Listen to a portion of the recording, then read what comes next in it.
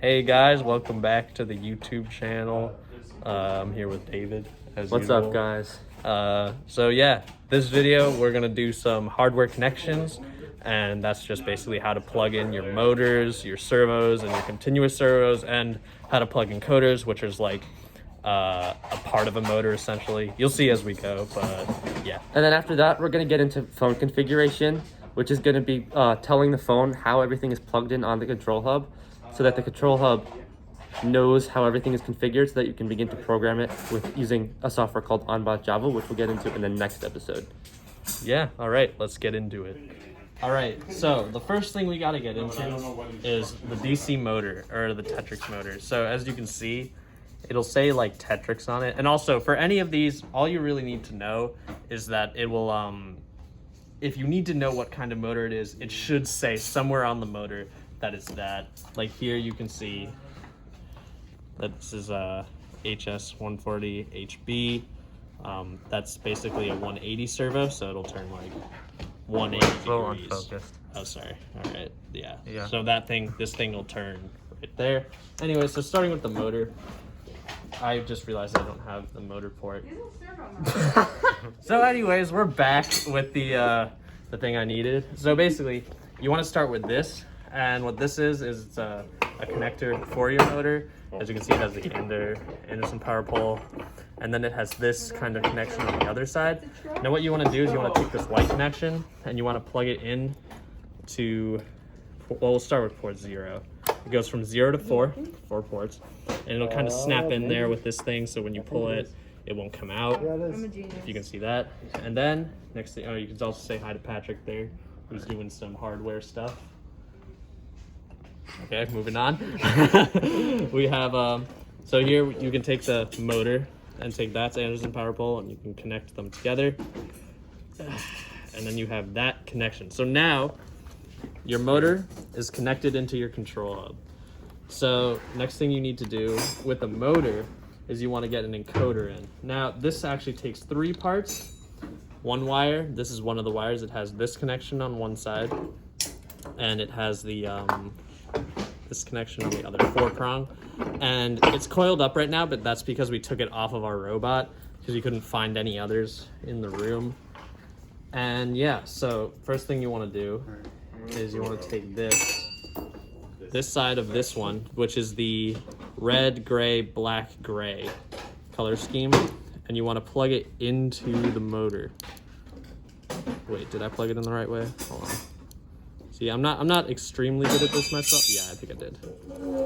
Okay, so yeah, so I plugged it into the motor like that. So now you have that plugged in, and then you have to also get this other piece right here. It's very distinguishable, but essentially it's just like a connection between this wire and this wire. So you'll take this, and then you plug 4-prong, and you slide it in there, and then you take this, and then this is oh, by the way, this wire, I'll just sorry. So it has these. It's 4-prong, and this is what we call the encoder wire, and it has a black, red, white, blue, as you can see. And basically what you do is you take the other side of this thing, I don't know if you can see it very well, yeah, that, and then you plug it into the encoder.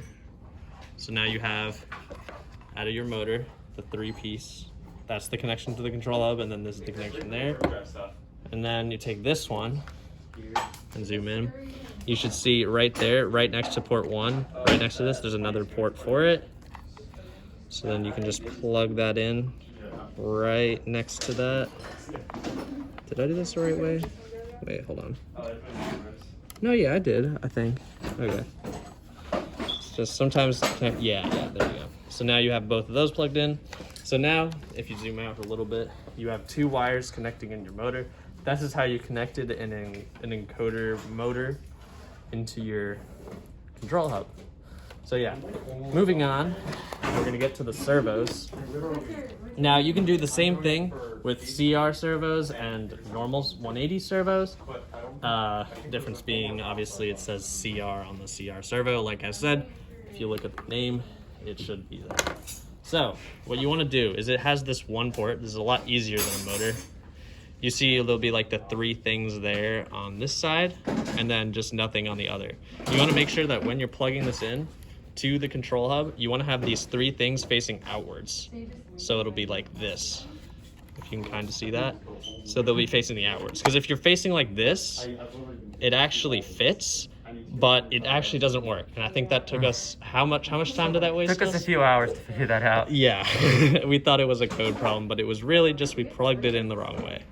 Anyways, that's why you really want to make sure that these connections, so you take that, plug it in whatever port you want, and then if you want another, you can just plug it in right next to it, 3 prongs out, just plug it in. So servos are obviously a little bit easier, but that's really your hardware setup for servos, continuous servos, and motors.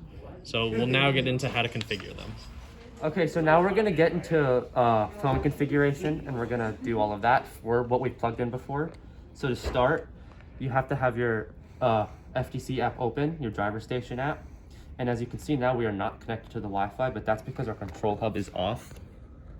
Yeah, we're connected to the KLSD private network. So what you do is you turn the control hub on with using the switch. And then once you do that, if you watched our video before about how to connect Wi-Fi, you should connect automatically after waiting for a little bit.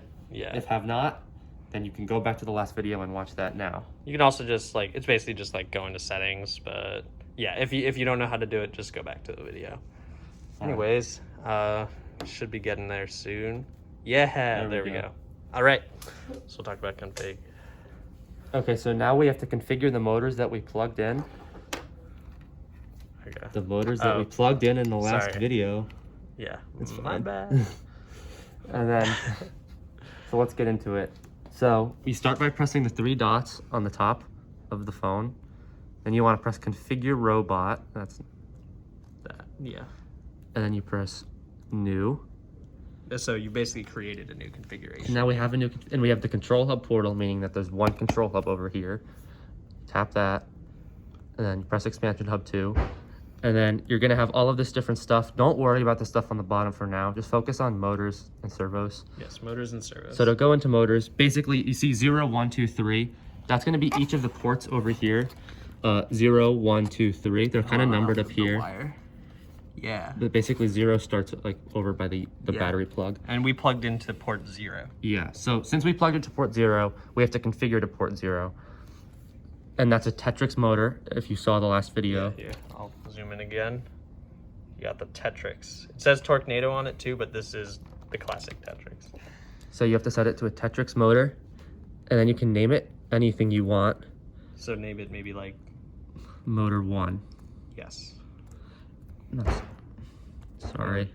No, you're good, you're good. So then now you have a motor, and you know, when we build the full robot, we're gonna have a whole bunch of motors, and you're gonna probably be configured to all 3 of these. But for now, we just have 1. So then you press done, and then we have the 2 servos. So then you wanna press servos, and then our first servo is in port 0, and our continuous servo is in port 1. Here, wait, hold on. Yeah. If you can see them numbered below. Yeah. So then we want to go to port 0, and port 0 is a regular servo, and then just name it servo. You can name them. You can name these again. You can name these anything you want, so long as you remember the name. Yeah. Because I'm you need pretty it sure later. Sean named one of our core hex motors Jason. That was pretty funny until we had a problem remembering it, but. Yeah. I still liked it though. It's important that you name these, you know, easy names that you'll remember, because you need them later when you're programming. But you can name them Jason if you want. So then in port 1, we have the continuous rotation servo. So you just You click just on press continuous rotation servo. That's basically the type of thing that it is, and then you just name it, and just name it something else. So you can just name it like servo CR, and then you press done. Here, wait, hold on. And then you press done, and it's very important that you go back, press all the done, and then you have to press save, and then you want to enter a name for the configuration. So this whole thing is just a configuration for the control hub. You just name it whatever you want. I'll just name this like config, doesn't matter. Or maybe config Test. Yeah, config test. Then you press There you go. OK, and then that's saved, and then you can press activate, and by activating the configuration, So you see this in the corner means that that configuration is now activated, and when you run any program, which we'll get into later, you'll run using that configuration. So this configuration is set up and it's good. Yeah. All right. So that was how to set up your configurations as well as plug in your motors and servos. Next video, we're gonna get into the onbot and the actual programming of the robot and get that all set up so that we can actually get going with those motors and servos. Yeah, I mean, I think next video we're gonna actually start moving stuff, right? Yeah. Next video we'll start. So I hope you guys are excited. Anyways, All right. we're gonna head out. See you guys.